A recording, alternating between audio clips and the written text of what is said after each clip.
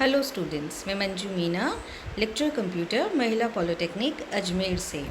बच्चों, हमने इससे पहले वाले लेक्चर में पढ़ा था basic component of audio and video system. हम as a electronic student audio and video systems क्यों पढ़ रहे हैं? क्योंकि एंटरटेनमेंट की फील्ड में आज की डेट में जितना भी हमारा विकास हुआ है वो किसकी वजह से हुआ है? हमारे इलेक्ट्रॉनिक इक्विपमेंट की वजह से हुआ है। इस यूनिट में हमने देखा कि ऑडियो सिस्टम क्या होते हैं। ऑडियो सिस्टम क्या होते हैं? जो हम बोल रहे हैं या जो हम गा रहे हैं उसकी ऑडियो साउंड को लेते हैं, यानी कि साउंड सिग्नल को लेते हैं और उसको इलेक्ट्रिकल सिग्नल में कन्वर्ट करते हैं ताकि वो इलेक्ट्रिकली ट्रांसफ़र हो सके। फिर रिसीवर साइड पे क्या होता है? यही ऑडियो सिस्टम क्या करते हैं? इलेक्ट्रिकल एनर्जी को दोबारा साउंड एनर्जी में कन्वर्ट करते हैं। जैसे अगर जब हम बोल रहे हैं तो जो माइक होता है, माइक्रोफोन होता है, वो हमारी साउंड एनर्जी को इलेक्ट्रिकल एनर्जी में कन्वर्ट करता है। और जब हम टीवी, टेप या किसी पे सुन रहे हैं तो जो स्पीकर्स होते हैं, लाउड स्पीकर्स होते हैं, वो क्या करते हैं? इलेक्ट्रिकल एनर्जी को साउंड एनर्जी में कन्वर्ट करते हैं ताकि हम उसे अपने कानों के द्वारा सुन सकें। इसी तरीके से हमने देखा था वीडियो सिस्टम। वीडियो सिस्टम क्या करते हैं कि जो भी एक्टर एक्ट्रेसेस अपनी रिकॉर्डिंग करवाते हैं, मतलब जो भी वो प्ले एक्टिंग कर रहे होते हैं, उसको ये वीडियो सिस्टम क्या करते हैं? रिकॉर्ड करते हैं। और रिकॉर्ड करके वो क्या करते हैं? वो जो सीन उन्होंने किया है उसको वो क्या करता है? उसको इलेक्ट्रिकल एनर्जी में कन्वर्ट कर देता है। उस ऑप्टिकल इन्फॉर्मेशन को वो इलेक्ट्रिकल एनर्जी में कन्वर्ट कर देता है। और रिसीवर साइड पे दोबारा क्या होता है? वो इलेक्ट्रिकल सिग्नल दोबारा किस में कन्वर्ट होता है? वीडियो सिग्नल में। जैसे कि टीवी में तो वो इलेक्ट्रिकल सिग्नल के फॉर्म में मिलता है टीवी को। टीवी की जो स्क्रीन होती है वो क्या करती है? उसको जो पिक्चर ट्यूब होती है वो क्या करती है? उस इलेक्ट्रिकल सिग्नल को किस में कन्वर्ट कर देती है? वीडियो सिग्नल में, जिसे हम हमारी आंखों के द्वारा देख सकते हैं। तो इस यूनिट में हम सारे ऑडियो सिस्टम्स और वीडियो सिस्टम्स पढ़ेंगे। तो सबसे पहले हम पढ़ रहे हैं ऑडियो सिस्टम। ऑडियो सिस्टम में हमने देखा था माइक्रोफोन। तो माइक्रोफोन मैंने क्या बताया था? माइक्रोफोन एक ट्रांसड्यूसर है जो कि क्या करता है? साउंड एनर्जी को इलेक्ट्रिकल एनर्जी में कन्वर्ट करता है। और मैंने क्या बताया था कि माइक्रोफोन हम कितने टाइप्स के पढ़ेंगे? 4 टाइप के पढ़ेंगे। Carbon type microphone, electrodynamics type microphone, condenser type microphone और क्रिस्टल टाइप माइक्रोफोन। इससे पहले वाले लेक्चर में हम लोग कार्बन टाइप माइक्रोफोन पढ़ चुके हैं। इस यूनिट में अब इस लेक्चर में हम स्टार्ट करेंगे इलेक्ट्रोडायनेमिक टाइप माइक्रोफोन से। तो सबसे पहले हम सेकंड टाइप का माइक्रोफोन पढ़ रहे हैं। इससे पहले वाले लेक्चर्स में हम पहले टाइप का माइक्रोफोन पढ़ चुके थे, यानी कि कार्बन टाइप माइक्रोफोन हम इससे पहले वाले लेक्चर में पढ़ चुके थे। इस वाले लेक्चर में हम बाकी के बचे हुए 3 माइक्रोफोन पढ़ेंगे। तो सेकंड नंबर का जो माइक्रोफोन है वो है इलेक्ट्रोडायनेमिक माइक्रोफोन। इस प्रकार के माइक्रोफोन में एक इलेक्ट्रोमैग्नेट होता है, यानी कि ये माइक्रोफोन में क्या होता है? एक इलेक्ट्रोमैग्नेट होता है। और इलेक्ट्रोमैग्नेट का शेप क्या होता है? ई का शेप। जो ABCDE है वो वाला ई का शेप। ये मैग्नेट ई के शेप में होता है। इसके जो सेंटर लिम्ब, यानी जो ई में बीच वाला जो होता है लिम्ब, उस पर क्या लगी हुई होती है? उस पर फील्ड कॉइल होती है। और सेंट्रल लिम्ब जो है वो कैसा काम करता है? एस पोल, यानी कि साउथ पोल का काम करता है। और जो दोनों उसकी साइड वाली ई में जो ऊपर नीचे की साइड वाली लिम्ब होती हैं वो नॉर्थ पोल का काम करती हैं। इसमें इलेक्ट्रोमैग्नेट की जगह परमानेंट मैग्नेट का भी यूज़ किया जा सकता है, यानी कि हम इलेक्ट्रोमैग्नेट के अलावा परमानेंट मैग्नेट भी यूज़ कर सकते हैं। मैग्नेट इस आकार का बनाया गया है ताकि एयर गैप में एक समान मैग्नेटिक एरिया हो, यानी कि ई शेप इसलिए लिया है ताकि क्या हो? हर जगह एक ही तरीके की मैग्नेटिक फील्ड हो। और इसमें सेंट्रल लिम्ब पर वॉइस कॉइल लगी होती है, और वो इस प्रकार लगी होती है ताकि जब डायफ्राम में वाइब्रेशन हो या डायफ्राम मूव करे तो वो क्या हो? इस पे इक्वली इस मैग्नेटिक एरिया को काटे। और डायाफ्राम किसका बना होता है? नॉन मैग्नेटिक मटेरियल का बना होता है। ये हमारा इलेक्ट्रोडायनेमिक माइक्रोफोन का डायग्राम है। इसकी बीच वाली जो आपको लिम्ब दिख रही है वो क्या है? वो साउथ पोल है। और ऊपर नीचे वाली क्या है? नॉर्थ पोल है। और इस पे क्या लगी हुई है? बीच वाली लिम्ब पे वॉइस कॉइल लगी हुई है, जैसा कि हमें डायग्राम में दिख रहा है। इस वॉइस कॉइल को किससे कनेक्ट किया हुआ है? डायाफ्राम से कनेक्ट किया हुआ है। और डायाफ्राम को ऊपर वाले फ्रेम से किससे जोड़ा हुआ है? स्प्रिंग के द्वारा, जैसा कि आपको डायग्राम में दिख रहा है। स्प्रिंग से क्यों जोड़ा है? स्प्रिंग से इसलिए जोड़ा है ताकि जब साउंड एनर्जी ना हो, इस पर कोई प्रेशर ना हो, तो डायाफ्राम अपनी नॉर्मल पोजीशन पे रहे, वो हिले नहीं। इसके ऊपर एक कवर बना हुआ है डायग्राम में, जैसे आप लोग देख पा रहे हैं। तो कवर इसलिए ताकि इस पर कोई डस्ट वगैरह ना जमे। यह वॉइस कॉइल एवं स्प्रिंग से जुड़ा होता है। ये डायफ्राम किससे जुड़ा हुआ है? वॉइस कॉइल से जुड़ा हुआ है और स्प्रिंग से जुड़ा हुआ है। और स्प्रिंग का दूसरा सिरा एंड फ्रेम, यानी जो साइड वाले फ्रेम है उससे जुड़ा होता है। स्प्रिंग डायफ्राम एवं वॉइस कॉइल को साउंड नहीं होने पर नॉर्मल पोजीशन पे रखती है। स्प्रिंग की वजह से क्या फ़ायदा होता है कि जब डायफ्राम पर कोई साउंड नहीं पड़ रही है तो ये वॉइस कॉइल को, डायफ्राम को स्थिर रखती है। उसमें कोई वाइब्रेशन नहीं होने देती, उसे हिलने नहीं देती। डायाफ्राम के ऊपर सुरक्षा के लिए कवर होता है, जैसे कि हमने डायग्राम पे देखा था वो डॉटेड लाइन, वो क्या था, उसके ऊपर एक कवर लगा हुआ था ताकि उस पर डस्ट वगैरह ना जमे। अब हम इसकी कार्यप्रणाली देखेंगे, कार्यप्रणाली यानी कि हम इसकी वर्किंग देखेंगे। जब डायाफ्राम पर साउंड आती है तो साउंड की एनर्जी की वजह से डायाफ्राम में वाइब्रेशन होती है, यानी कि जब डायाफ्राम पे साउंड आती है तो उसके प्रेशर की वजह से डायाफ्राम में मूवमेंट होता है, वो आगे पीछे हिलता है, डायाफ्राम आगे पीछे मूव करता है। वॉइस कॉइल भी डायाफ्राम से जुड़ी होती है, इसलिए डायाफ्राम में मूवमेंट होने पर वॉइस कॉइल में भी मूवमेंट होता है। हमने डायग्राम में देखा था डायाफ्राम किससे जुड़ा हुआ था, वॉइस कॉइल से जुड़ा हुआ था। जब डायाफ्राम आगे पीछे मूव होगा तो उससे जुड़ी हुई वॉइस कॉइल में भी क्या होगा, मूवमेंट होगा। जब कोई कॉइल मैग्नेटिक फील्ड में आगे पीछे मूवमेंट करती है तो ये कॉइल क्या करती है, मैग्नेटिक एरिया को काटती है। अब डायाफ्राम में आगे पीछे मूवमेंट हो रहा था, उसकी वजह से कॉइल में आगे पीछे मूवमेंट हो रहा था, और कॉइल के आसपास क्या है, मैग्नेटिक एरिया। क्यों, क्योंकि ये मैग्नेट के बीच वाले लिम्ब पर लगा हुआ है वॉइस कॉइल। तो ये क्या कर रही है, ये कॉइल जो है वो मैग्नेटिक एरिया में आगे पीछे मूव कर रही है, यानी कि क्या कर रही है, मैग्नेटिक एरिया को काट रही है। और इसके मूवमेंट की वजह से क्या जनरेट हो रहा है, ईएमएफ जनरेट हो रहा है, इलेक्ट्रोमैग्नेटिक फोर्स जनरेट हो रहा है, और इसको हम क्या कहेंगे, ऑडियो इलेक्ट्रिकल सिग्नल कहेंगे, यानी कि ये ऑडियो सिग्नल के बराबर इलेक्ट्रिकल सिग्नल है, इसे हम कहेंगे ऑडियो इलेक्ट्रिकल सिग्नल। अब क्या है, क्या क्या एडवांटेजेस हैं हमारे इलेक्ट्रोडायनेमिक माइक्रोफोन के, ये मजबूत होता है, मतलब ये मतलब अच्छी मजबूती है इसमें, इस पर मौसम का प्रभाव नहीं पड़ता, इन्वायरमेंट का इफेक्ट नहीं पड़ता, ये ओमनी डायरेक्शन होता है, मतलब सारे डायरेक्शनल में बराबर आउटपुट देता है, या सारे डायरेक्शन से बराबर साउंड लेता है। डिसएडवांटेज क्या है हमारे इलेक्ट्रोडायनेमिक माइक्रोफोन के, इसमें साउंड सोर्स को 25 सेंटीमीटर की दूरी पर रखना आवश्यक है, यानी साउंड सोर्स कितनी दूरी पर होना चाहिए, 25 सेंटीमीटर की दूरी पर होना चाहिए। ये वज़न में थोड़ा ज़्यादा होता है और इसकी सेंसिटिविटी कम होती है, इसका डिसएडवांटेज है कि इसमें सेंसिटिव कम है, इसका मतलब ये साउंड को इतनी अच्छे तरीके से कैच नहीं करता है। अब उसके बाद जो हमारा थर्ड टाइप का माइक्रोफोन है, देखो पहले कार्बन पढ़ लिया फिर इलेक्ट्रोडायनेमिक पढ़ लिया, तो हमारा थर्ड टाइप का जो माइक्रोफोन है वो है condenser type microphone. Condenser microphone भी कैसा है, पैसिव एलिमेंट होता है, इसमें जो डायाफ्राम है वो जुड़े एल्युमिनियम पदार्थ का बना होता है। डायाफ्राम की जो मोटाई है, मतलब डायाफ्राम कितना मोटा होता है, 0.025 mm होती है उसकी मोटाई। इसमें डायाफ्राम मूवेबल प्लेट का कार्य करता है, और इसके अंदर डायाफ्राम किस तरीके का काम कर रहा है, मूवेबल प्लेट, जो प्लेट मूव होती है, जैसे कि हमने कार्बन माइक्रोफोन में देखा था। डायाफ्राम स्प्रिंग के द्वारा फ्रेम से जुड़ा होता है, ताकि साउंड नहीं होने पर डायाफ्राम कैसे रहे, नॉर्मल कंडीशन पे रहे।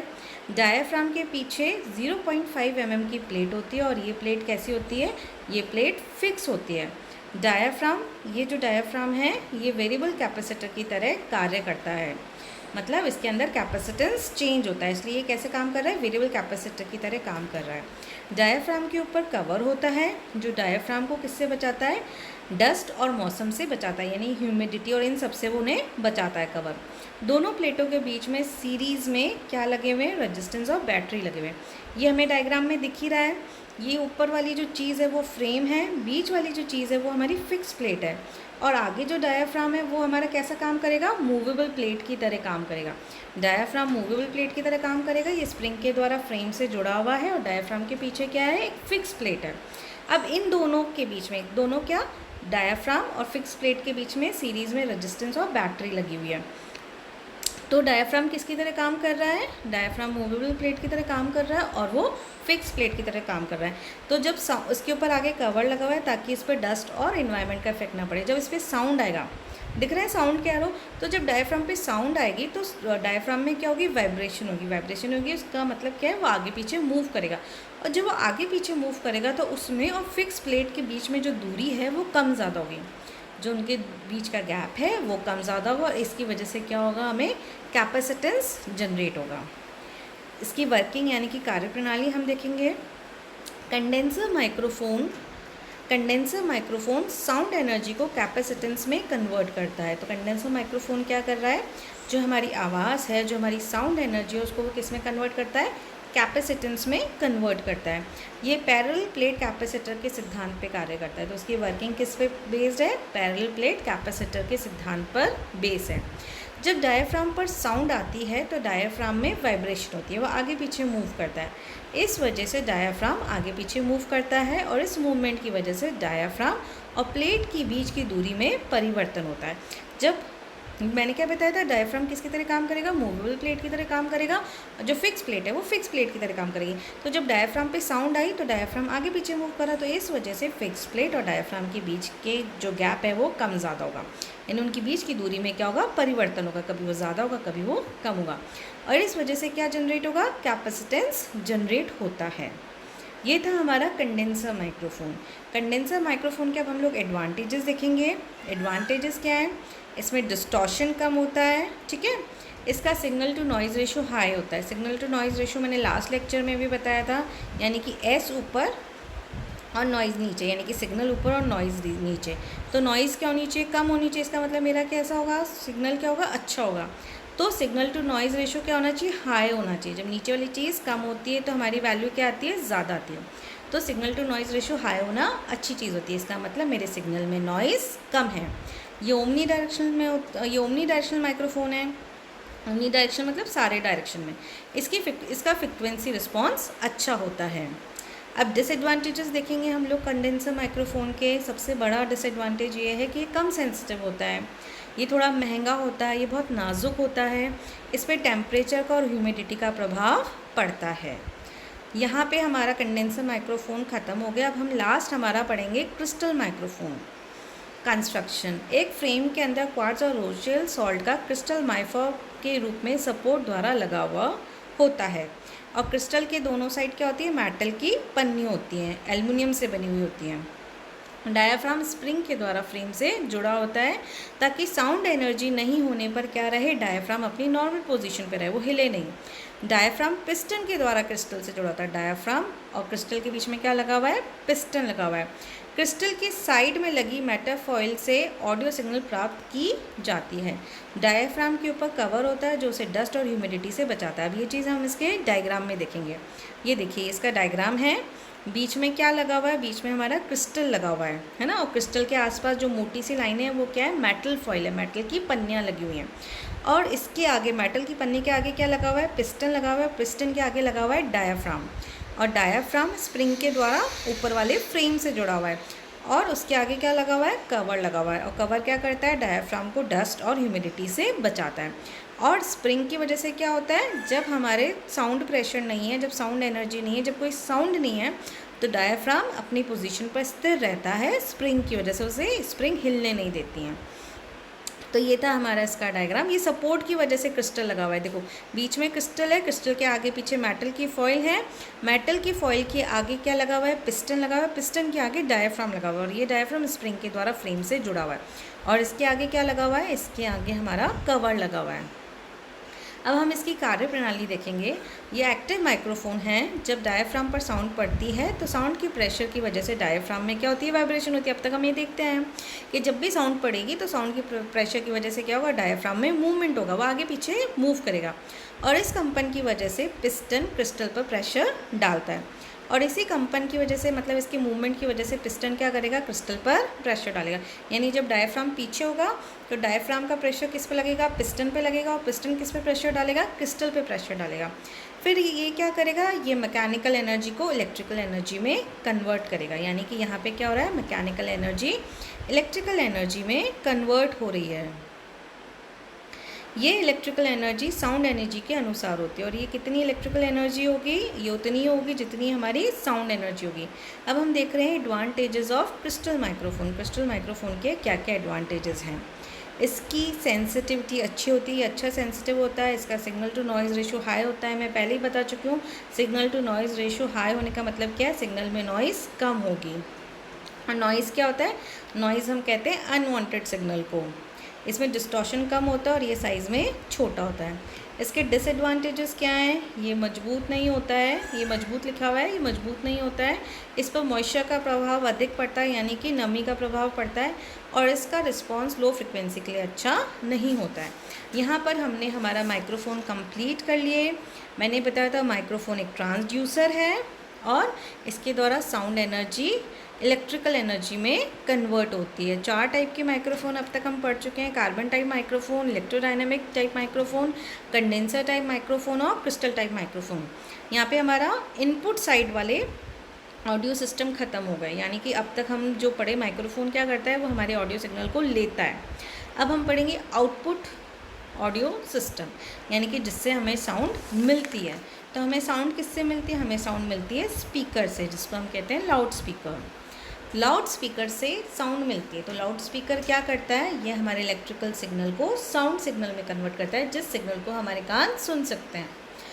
लाउड स्पीकर एक आउटपुट डिवाइस है। इसके द्वारा ऑडियो इलेक्ट्रिकल सिग्नल, यानी कि इलेक्ट्रिकल सिग्नल जो ऑडियो साउंड के बराबर होता है, वो क्या कहलाता है? Audio electrical signal. तो लाउड स्पीकर एक आउटपुट डिवाइस है। इसके द्वारा ऑडियो इलेक्ट्रिकल सिग्नल को साउंड एनर्जी में कन्वर्ट किया जाता है, यानी कि इलेक्ट्रिकल एनर्जी को किस में कन्वर्ट कर रहा है? साउंड एनर्जी में कन्वर्ट कर रहा है।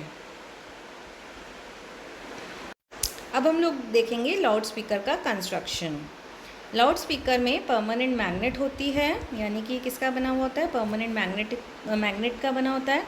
इसका बीच वाला लिम्ब, जो ये भी ई शेप का होता है, और इसका जो बीच वाला लिम्ब होता है वो साउथ पोल का काम करता है, और ऊपर नीचे वाले जो दो लिम्ब हैं, दोनों साइड के जो लिम्ब हैं, वो नॉर्थ पोल का काम करते हैं। हाई मैग्नेटिक फील्ड प्राप्त करने के लिए मैग्नेटिक विशेष पदार्थ से बना होता है, और अच्छे मैग्नेटिक फील्ड के लिए जो मैग्नेटिक स्पेशल मटेरियल का बना होता है, और इस पदार्थ द्वारा जनरेट मैग्नेटिक फील्ड ज़्यादा समय तक रहता है। और ये ऐसे पदार्थ का बना हुआ होता है जिससे कि बहुत अच्छी मैग्नेटिक फील्ड जनरेट होती है और वह ज़्यादा समय तक रहती है। इस मैग्नेट के द्वारा एयर गैप में हाई मैग्नेटिक फील्ड जनरेट होती है, और इस मैग्नेट के द्वारा क्या होता है? एयर गैप में जो मैग्नेटिक फील्ड जनरेट होती है वो हाई मैग्नेटिक फील्ड जनरेट होती है।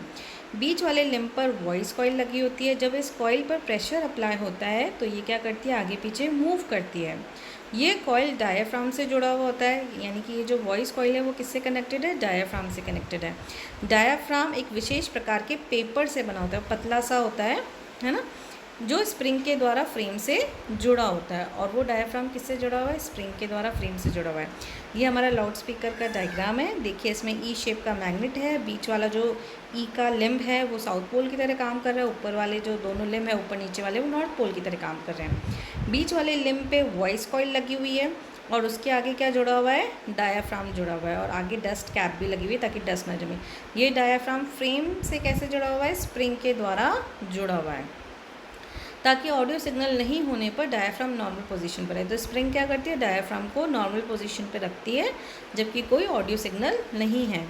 वॉइस कॉइल के ऊपर डस्ट कैप होती है ताकि वॉइस कॉइल पर डस्ट जमा नहीं हो। ये डस्ट लिखा हुआ है, तो वॉइस कॉइल के ऊपर क्या होती है? डस्ट कैप लगी हुई है। डस्ट कैप उसको डस्ट से बचाती है, मिट्टी से बचाती है, धूल मिट्टी से।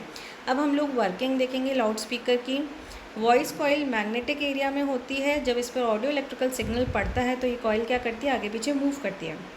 ई शेप का मैग्नेट है। ई शेप के मैग्नेट में बीच वाला जो लिम्ब है वो साउथ पोल है, और ऊपर नीचे वाले नॉर्थ पोल है। इस बीच वाले लिम्ब पे क्या लगी हुई है? वॉइस कॉइल लगी हुई है। तो जब इस पर ऑडियो इलेक्ट्रिकल सिग्नल आता है तो ये वॉइस कॉइल क्या करती है? आगे पीछे मूव करती है, और इसकी वजह से क्या होता है? डायाफ्राम भी मूव करता है, और इस मूवमेंट की वजह से साउंड जनरेट होती है। अब हम देखेंगे एडवांटेजेस ऑफ लाउड स्पीकर। ये आकार में छोटे होते हैं, ये सस्ते होते हैं, और इनका फ्रिक्वेंसी रिस्पॉन्स अच्छा होता है। डिसएडवांटेजेस क्या हैं? इसकी एफिशिएंसी इतनी अच्छी नहीं होती है, इसके लिए हाई फाई सिस्टम चाहिए होते हैं। लो और हाई ऑडियो फ्रिक्वेंसी पे एटेन्यूएशन क्या होता है? थोड़ा ज़्यादा हो जाता है।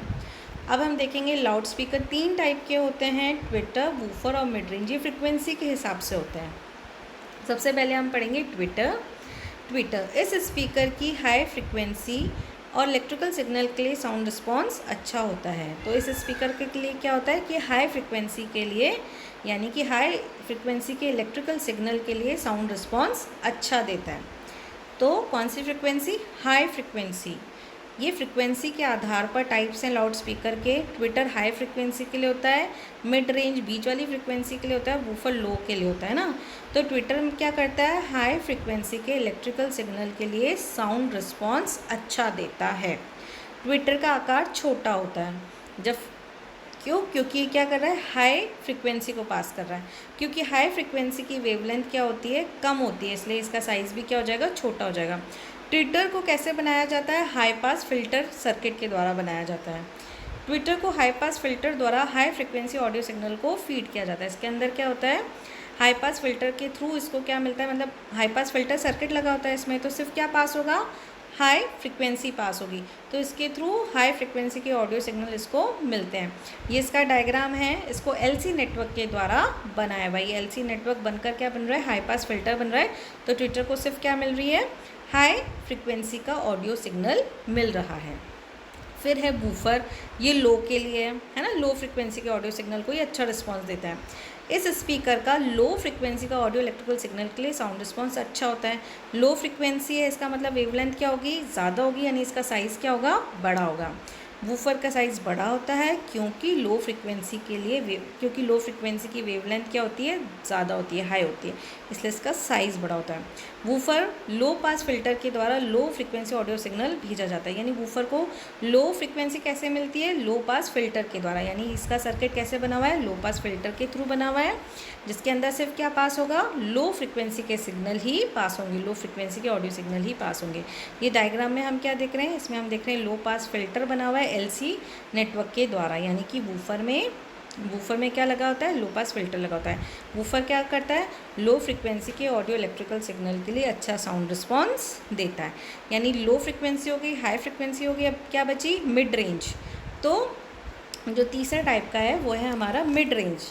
इस स्पीकर का 300 हर्ट्ज से 5000 हर्ट्ज तक की ऑडियो इलेक्ट्रिकल सिग्नल के लिए फ्रिक्वेंसी रिस्पॉन्स अच्छा होता है। ये बीच वाली रेंज है। तो ये स्पीकर क्या करता है, 300 हर्ट्ज से 5000 हर्ट्ज तक की ऑडियो इलेक्ट्रिकल सिग्नल के लिए फ्रिक्वेंसी रिस्पॉन्स अच्छा देता है। तो हमने तीनों पढ़ ली, लो फ्रिक्वेंसी, हाई फ्रिक्वेंसी और mid range. Twitter high frequency के लिए है, वूफर लो फ्रिक्वेंसी के लिए, और मिड रेंज जो है लाउड स्पीकर का टाइप वो मिड रेंज की फ्रिक्वेंसी के लिए है।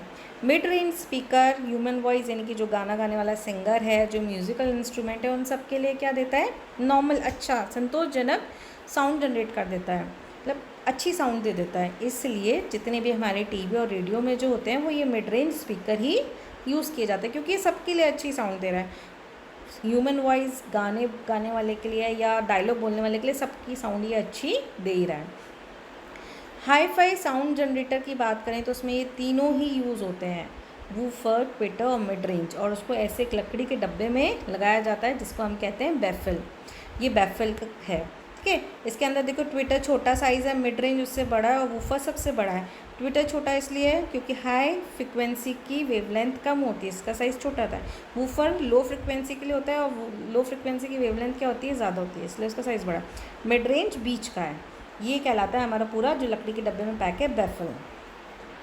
अब हम पढ़ेंगे cross over network and baffle.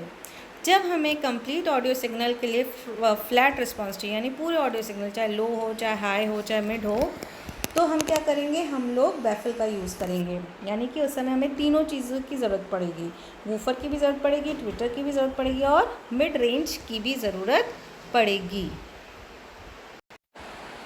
जब हमें कंप्लीट ऑडियो सिग्नल के लिए फ्लैट रिस्पॉन्स चाहिए तो हमें लो, मिड, हाई रेंज के लिए वूफर, मिड रेंज ट्विटर की आवश्यकता होती है। यानी लो फ्रिक्वेंसी के लिए वूफर, हाई फ्रिक्वेंसी के लिए ट्विटर और मिड फ्रिक्वेंसी के लिए मिड रेंज स्पीकर की आवश्यकता पड़ती है। इन तीनों से संबंधित रेंज की फ्रिक्वेंसी के सिग्नल को फीड करने के लिए फ़िल्टर लगाते हैं, यानी कि 3 फिल्टर लगे होते हैं, low pass filter, high pass filter, ऐसे, जिसे हम क्या कहते हैं, जिसे हम कहते हैं क्रॉस ओवर नेटवर्क।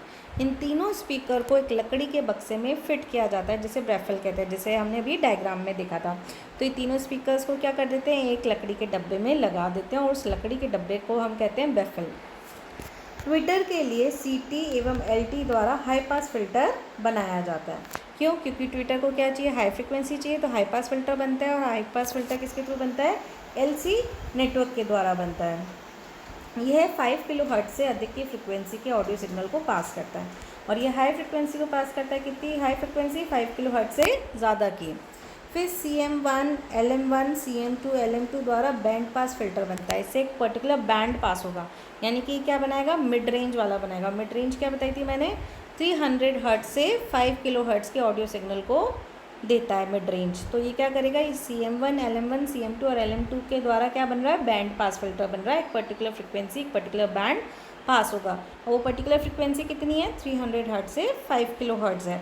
तो ये क्या करेगा, 300 हर्ट्ज से 5 किलो हर्ट्ज के ऑडियो सिग्नल को पास करेगा, और इसका आउटपुट किसको जाएगा, इसका आउटपुट मिड रेंज स्पीकर को जाएगा।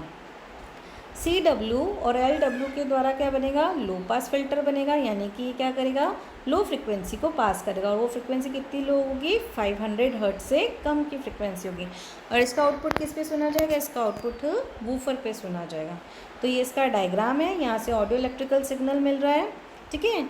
LPF है अपना लो पास फिल्टर, है ना, फिर है BPF यानी बैंड पास फिल्टर, और जो HPF लिखा है वो है high pass filter. High pass filter क्या करेगा, हाई फ्रिक्वेंसी को पास करेगा। तो हाई फ्रिक्वेंसी किसके द्वारा सुनी जाती है, ट्विटर के द्वारा। तो ये LCT और CTT से क्या बन रहा है, ट्विटर का सर्किट बन रहा है, हाई पास फिल्टर बन रहा है। ऐसे बीच वाला क्या है, बीच वाला है हमारा मिड रेंज। मिड रेंज क्या में क्या लगा होगा, बैंड पास फिल्टर लगा होगा, यानी एक पर्टिकुलर बैंड पास होगा 300 हर्ट्ज से 5 किलो हर्ट्ज तक की। तो उसके अंदर लग रहा है CM1, LM1, CM2 और LM2। फिर है हमारा लो pass filter. Low pass filter में क्या लगा हुआ है, LW और CW। और लो पास मतलब लो फ्रिक्वेंसी किस पे जाएगी, वूफर पे जाएगी। तो ये हमारा क्रॉस ओवर नेटवर्क का डायग्राम है, जिसके अंदर 3 फिल्टर हैं, low pass filter, high pass filter और band pass filter. Low pass filter woofer के लिए, हाई पास फिल्टर ट्विटर के लिए, और बैंड पास फिल्टर जो है हमारा मिड रेंज के लिए। अब यहाँ पे हमारे लाउड स्पीकर भी ख़त्म हो गया है। अब हम स्टार्ट करेंगे CCD कैमरा। CCD कैमरा का फुल फॉर्म कई बार MCQ में पूछ लिया जाता है। CCD कैमरा का फुल फॉर्म क्या है, चार्ज कपल डिवाइस, है ना, जो कि कैसा डिवाइस है, जिसके ऊपर चार्ज आता है, चार्ज कपल डिवाइस। इस CCD कैमरा के थ्रू हम क्या करते हैं, हम जैसे कोई एक्ट्रेसेस एक्टिंग कर रहे हैं तो उसकी रिकॉर्डिंग होती है। मतलब ये क्या करता है, ये ऑप्टिकल इन्फॉर्मेशन लेता है और उसको किस में कन्वर्ट कर देता है, उसको इलेक्ट्रिकल एनर्जी में कन्वर्ट कर देता है। अब कोई भी चीज़ हम शूट करते हैं तो किसके थ्रू शूट करते हैं, हम कैमरा के थ्रू शूट करते हैं। मतलब कोई भी अगर हम सीरियल देखें, मूवी देखें, तो उसमें जो वीडियो सिग्नल रिकॉर्ड हुआ है वो किसके थ्रू रिकॉर्ड हुआ है, वो कैमरा के थ्रू रिकॉर्ड हुआ है। तो CCD कैमरा एक डिवाइस है जिसके द्वारा दृश्य को, यानी कि सीन की ऑप्टिकल इमेज बनाई जाती है और उसकी इमेज बनाकर उसको इलेक्ट्रिकल सिग्नल में कन्वर्ट किया जाता है, जिसे वीडियो सिग्नल कहते हैं। और उस सिग्नल को हम क्या कहते हैं, वीडियो सिग्नल। यह कैमरा चार्ज कपल डिवाइस के सिद्धांत पर आधारित होता है। और ये जो कैमरा है, किसके सिद्धांत पे काम कर रहा है, चार्ज कपल डिवाइस के सिद्धांत पर काम कर रहा है। CCD में मॉस कैपेसिटर होते हैं, मतलब एक दूसरे के समीप एक चिप में व्यवस्थित होते हैं। तो CCD में क्या होता है, मॉस कैपेसिटर लगे होते हैं, पास लगे होते हैं और एक चिप के ऊपर लगे होते हैं। मॉस का फुल फॉर्म क्या है, मेटल ऑक्साइड सेमीकंडक्टर। हम इसका कंस्ट्रक्शन देखेंगे। इसमें भी P टाइप का सबस्ट्रेट होता है। इसमें क्या होता है, एक P टाइप का सबस्ट्रेट होता है, उसकी एक साइड पर SiO2 की लेयर लगी हुई होती है। और ये लेयर कैसा काम करेगी, हमें पता ही है, SiO2 इंसुलेटर का कार्य करती है ना, कुचालक जिसको कहते हैं। इस परत पर छोटे छोटे मेटल के इलेक्ट्रोड लगाए जाते हैं, जिन्हें गेट कहते हैं। और इस परत के ऊपर, जो इंसुलेटर की परत है, इसके ऊपर क्या लगते हैं, इलेक्ट्रोड लगते हैं मेटल के छोटे छोटे, और जिनको हम कहेंगे गेट। ये हमारे CCD कैमरा दिख रहा है। इसमें देखो आगे फोकसिंग लेंथ, और ये पिक्चर को कैप्चर करता है और उसको इमेज प्लेट पर उसकी इमेज बनाता है। पीछे इमेज बना के उसको मेमोरी में डाल देता है, और प्रोसेसर और कंट्रोल सर्किट होते हैं जो सारी प्रोसेसिंग और कंट्रोलिंग करते हैं। CCD में ऐसे ना इमेज प्लेट बनाई जाती है CCD को एरे में जोड़कर, है ना। ये हमारे पूरा उसका डायग्राम है CCD का। अब इन गेट के नीचे क्या होती हैं, जो हमने देखा था कि क्या होता है कि इस परत के नीचे छोटे छोटे मेटल के इलेक्ट्रोड लगे होते हैं, और उन मेटल के इलेक्ट्रोड को हम क्या कहते हैं, उन्हें हम गेट कहते हैं। इन गेट के नीचे छोटे छोटे बहुत से मॉस कैपेसिटर उत्पन्न हो जाते हैं। ये कैपेसिटर लाइट सेंसर का कार्य करते हैं। तो ये जो मॉस कैपेसिटर जनरेट हुए हैं, ये कैसा काम करेंगे, लाइट को सेंस करने का काम करेंगे। लाइट सेंसर मतलब लाइट को सेंस करने का काम करेंगे। इस प्रकार के बहुत से CCD एरे को एक साथ पैक करके क्या बनाई जाती है, इमेज प्लेट बनाई जाती है। जैसे कि हमने इस डायग्राम में देखा था कि बहुत सारे CCD एरे को एक साथ पैक किया, और वो पैक होकर क्या बन गई, वो हमारी बन गई इमेज प्लेट। अब हम इसकी कार्यप्रणाली देखेंगे, वर्किंग। जब इमेज प्लेट की CCD एरे पर 3 फेज़ वोल्टेज अप्लाई करते हैं, यानी कि जब हम CCD एरे की से बनी हुई इमेज प्लेट पर हम 3 फेज़ वोल्टेज अप्लाई करते हैं, तो गेट के नीचे क्या हो जाता है, डिप्लीशन लेयर पोटेंशियल वेल बन जाता है। मतलब एक छोटा सा गड्ढा बन जाता है ना, डिप्लीशन लेयर पोटेंशियल वेल, एक वेल यानी कुएं जैसा गड्ढा सा बन जाता है। तो गेट के नीचे डिप्लीशन लेयर कैसा काम करेगी, पोटेंशियल वेल का काम करेगी। पोटेंशियल वेल की गहराई किसके अनुसार होती है? फेस वोल्टेज के अनुसार होती है। जितना ज़्यादा फेस वोल्टेज होगा उतना ही ज़्यादा उस पोटेंशियल वेल की गहराई होगी। गेट जो हैं वो इलेक्ट्रॉन 3 के ग्रुप में होते हैं। इनका कैसा ग्रुप होता है? 3-3 का ग्रुप होता है। जब लेंस के द्वारा ऑप्टिकल इमेज इस पर पड़ती है तो सरफेस पर इलेक्ट्रॉन जनरेट होते हैं। जब इस पर ऑप्टिकल, जैसे कोई हमने ली लेंस से कोई इमेज ली और जब वो इस पर गिरेगी तो क्या होगा? सरफेस पर इलेक्ट्रॉन जनरेट होंगे और इनकी मात्रा जो इलेक्ट्रॉन जनरेट हुए वो किस अनुसार होगी? लाइट की इंटेंसिटी के अनुसार होगी। जितनी ज़्यादा लाइट की इंटेंसिटी होगी उतने ज़्यादा इलेक्ट्रॉन जनरेट होंगे। जैसे कि अब हमें ये वाला डायग्राम डिस्कस करेंगे। देखो ये पी टाइप का सिलिकॉन सबस्ट्रेट है ना। इसके ऊपर SiO2 की लेयर लगी हुई है और लेयर के ऊपर क्या लगे हुए हैं? गेट लगे हुए हैं, मेटल के इलेक्ट्रोड लगे हुए हैं जिनको गेट कहते हैं। और इनको देखो ग्रुपिंग कैसे कर रखी है? 3-3 की ग्रुपिंग कर रखी है। जो 5-1 है वो 3 से मिलकर बना है, जो 5-2 है वो 3 से मिलकर बना है, जो 5-3 वो भी 3 से मिलकर बना है। और ये जो दिख रहे हैं ये पोटेंशियल वेल हैं। जो T1 पे नीचे दिख रहा है ना, झुका हुआ सा थोड़ा सा गड्ढा सा हो रहा है, वो पोटेंशियल वेल है। ये डायग्राम अब हम लोग डिस्कस करेंगे। समय T1 पर phi1 का वोल्टेज अन्य phi से अधिक है।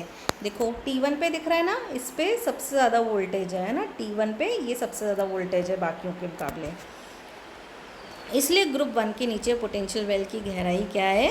अधिक है। तो ग्रुप 1 के नीचे उस समय गहराई ज़्यादा है। जब हम T2 पे देखेंगे तो जो phi1 का वोल्टेज है वो phi2 से कम होता है। अब आप T2 पे देखिए, है ना। T2 देखिए, T2 पे क्या हो रहा है? उस पर थोड़ा कम हो जाएगा और नेक्स्ट वाले ग्रुप पर ज़्यादा हो जाएगा। तो क्या होगा? phi1 का वोल्टेज phi2 से कम हो गया। और उस समय भी देखो phi3 पे तो अभी भी क्या है? 0 है। अतः ग्रुप 1 के इलेक्ट्रोड के नीचे पोटेंशियल वेल क्या होगा? कम गहरा होगा। ग्रुप 2 से ग्रुप 2 पर ज़्यादा गहरा हो गया है। इस वजह से ग्रुप 1 के इलेक्ट्रॉन जो है वो ग्रुप 2 के पोटेंशियल वेल में क्या हो जाएंगे? शिफ्ट हो जाएंगे। आगे वाला ज़्यादा गहरा हो गया है तो क्या होगा? ग्रुप 1 के जो है ना पोटेंशियल वेल में इलेक्ट्रॉन, वो ग्रुप 2 के पोटेंशियल वेल में शिफ्ट हो जाएंगे। और समय T3 पे, अगर आप T3 पे देखोगे तो वो पूरा शिफ्ट हो चुका है ना। समय T3 पर ग्रुप 1 का पूरा चार्ज ग्रुप 2 के पोटेंशियल वेल में शिफ्ट हो जाएगा। और समय T3 पर क्या हो गया? देखो T3 की लाइन दिख रही है ना, उसके अंदर क्या हो गया? ग्रुप 1 का पूरा किस पे चला गया? ग्रुप 2 पे चला गया। तो समय T3 में ग्रुप 1 का पूरा चार्ज ग्रुप 2 के पोटेंशियल वेल में शिफ्ट हो जाएगा। इस प्रकार फेज 3 वोल्टेज द्वारा चार्ज को लेफ्ट से राइट शिफ्ट किया जाता है। और इसी प्रकार 3 फेज के वोल्टेज में उसको चार्ज को लेफ़्ट से राइट में शिफ्ट कर दिया है। यहाँ पे हमारी यूनिट 1 कंप्लीट होती है। Thank you.